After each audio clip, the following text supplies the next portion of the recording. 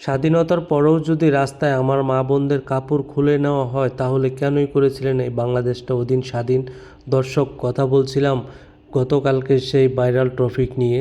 তো ভিডিওটা সবাই শেষ পর্যন্ত দেখবেন এবং কি মূল কাহিনী শোনার জন্য চ্যানেলটিকে সাবস্ক্রাইব করে দিয়ে ভিডিওটি শেয়ার করে ভিডিওটি শেষ পর্যন্ত দেখার অনুরোধ রইল।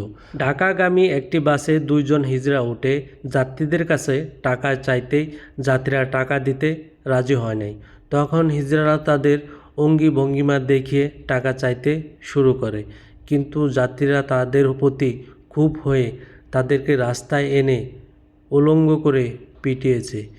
তারপরে তারা স্লোগান দিয়েছে, আমরা চাঁদামুক্ত একটি বাংলাদেশ চাই, আমরাও চাই চাঁদামুক্ত একটি বাংলাদেশ গড়ে তুলি আমরা। আপনাদের কাছে একটা প্রশ্ন রয়ে গেল, যখন আপনারা চাঁদাবাজকে ধরেছেন তাকে আপনারা আইনের হাতে তুলে দিতেন, কিন্তু আপনারা তা না করে আইন নিজ হাতে তুলে নিয়ে দুইজন অবলা নারীকে আপনারা রাস্তায় উলঙ্গ করে পিটিয়েছেন। এজন্যই কি আমরা বাংলাদেশটা স্বাধীন করেছিলাম? তাহলে চাঁদাবাজদের ভিতরে আর আপনাদের মধ্যে কিসের ব্যবধান রয়েছে? সে চাঁদাবাজ, আপনি দিন দুপুরে রাস্তায় মাস্তানি, দুটোটাই তো সমান। দর্শক বন্ধুরা, আপনারা যেমনটি জানেন, কাল থেকে কিন্তু সোশ্যাল মিডিয়াতে এই ভিডিওটা এত পরিমাণে মানুষজন দেখতেছিল যে একজন মেয়েকে রাস্তায় কিভাবে উলঙ্গ করে পিটানো হয়েছে। কিন্তু আসলে মূল কাহিনী ছিল এটাই যে এই দুজন ছিল একজন হিজড়া বা তৃতীয় লিঙ্গর লোক। আর তারা তো, এই দোষটা কার? আমাদের সমাজ ব্যবস্থার, আমাদের বাংলাদেশ আইনের। যদি আজকে বাংলাদেশ সরকার হিজড়াদের জন্য একটি সংগঠন তৈরি করত, তাদের যদি লেখাপড়া বা চাকরি বাকরি ব্যবস্থা করে দিত, হয়তোবা তারা আজকে রাস্তায় চাঁদা তুলতো না। এই জন্য দায়ভার আমাদের সমাজের, আমাদের প্রশাসনের।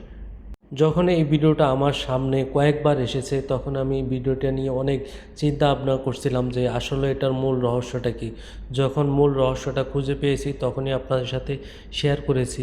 আসলে তুচ্ছ একটি ঘটনাকে নিয়ে এত বড় একটা ইস্যুতে তৈরি করবে আমাদের বাংলাদেশের সাধারণ জনগণরা কখনো চিন্তাই করতে পারেনি। দর্শক বন্ধুরা, আপনারা আপনার মতামত কমেন্ট বক্সে জানাতে পারেন। আসলে চাঁদাবাজদের ভিতরে আর রাস্তায় মাস্তানি করার মধ্যে, দুটার মধ্যে পার্থক্য কী? একজন অবলা নারীকে পেয়ে রাস্তায় এভাবে উলঙ্গ করে পেটানো, এটা কি মানবাধিকার লঙ্ঘন করা নয়? এজন্য কি 30 লক্ষ রক্তের বিনিময়ে বাংলাদেশটা স্বাধীন করেছিলেন? এই 30 লক্ষের ভিতরে ছিল 2 লাখ নারী। তাহলে 2 লাখ নারীর বিনিময়ে যে আপনি বাংলাদেশটা স্বাধীন পেয়েছেন, আজ সেই দেশেই আপনি একজন ওপেন আমার মা বোনদের কাপড় খুলে নিয়ে যাচ্ছেন। আমি প্রশাসনের দৃষ্টি আকর্ষণ করব যে এই ঘটনার সাথে যারা জড়িত তাদেরকে আইনের আওতায় এনে দৃষ্টান্তমূলক শাস্তি দেওয়া হোক। আর প্রিয় দর্শক বন্ধুরা, আপনারা মতামত কমেন্ট বক্সে জানাবেন এবং কি ভিডিওটা শেয়ার করে সবাইকে দেখার সুযোগ করে দিবেন, এরকম যাতে ঘটনা আর না ঘটে বাংলাদেশে।